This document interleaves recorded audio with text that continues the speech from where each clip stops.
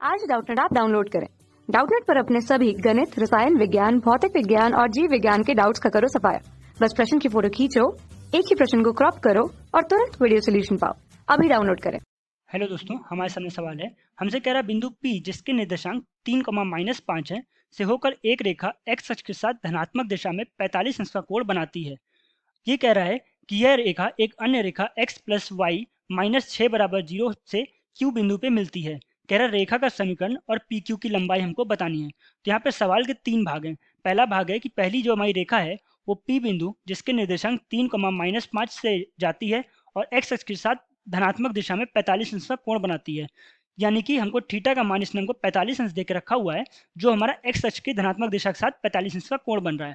इसका मतलब क्या हुआ, जो हमारी प्रवणता आएगी, ये प्रवणता उसने हमको देके रखी हुई है tan थीटा, जिसको हम m से भी लिखते हैं। इसका मान उसने हमको tan 45 अंश देके रखा हुआ है।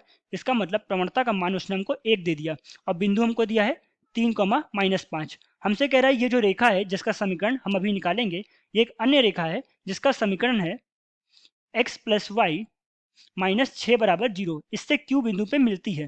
तो हमें फिर निकालना है, हमारी जो रेखा का हम समीकरण निकालेंगे उसका इस रेखा से हमें क्या निकालना है, प्रतिच्छेदन बिंदु।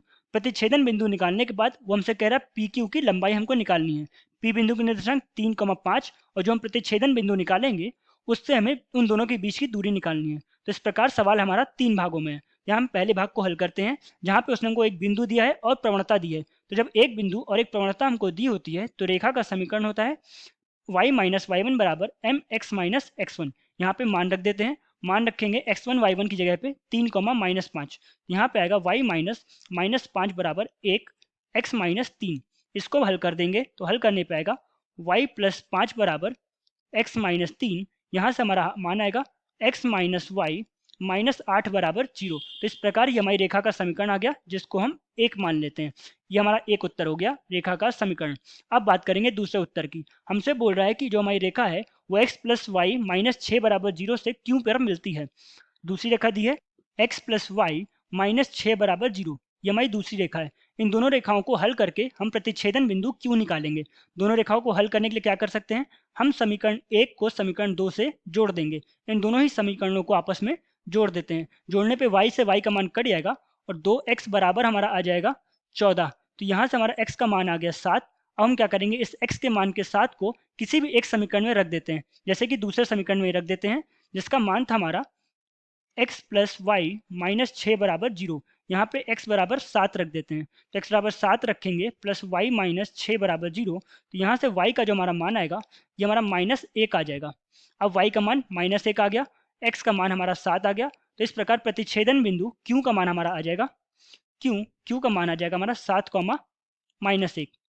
अब उसने जो हमको P बिंदु के निर्देशांक देके रखे थे, जो थे हमारे 3, -5। हमें PQ का मान निकालना है। तो PQ का मान निकालने के लिए दूरी का सूत्र लगाएंगे। दूरी का सूत्र होता है D = वर्गमूल x2 - x1 का पूर्ण वर्ग प्लस y2 - y1 का पूर्ण वर्ग, या और इस पूरे का वर्गमूल। ये हमारा दूरी का सूत्र होता है। लगा देते हैं तो आएगा D बराबर, या इसको PQ लिख लेते हैं, PQ बराबर वर्गमूल x2 - x1 का वर्ग यानी कि 7 - 3 का वर्ग प्लस y2 - y1 का वर्ग यानी कि -1 - -5, इस पूरे का वर्ग और इस पूरे का वर्गमूल। इसको हल कर देंगे तो हल करने पे आएगा यहाँ पे 4 का वर्ग प्लस 4 का वर्ग और इस पूरे का वर्गमूल।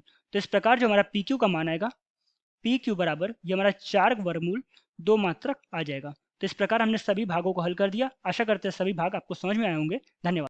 कक्षा 6 से 12वीं से लेकर नीट, IIT, JEE वो एडवांस के लेवल तक 1 करोड़ से ज्यादा छात्रों का भरोसा। आज ही डाउनलोड करें डाउटनेट ऐप या व्हाट्सएप करें अपने सारे डाउट्स 8400 400 400 पर।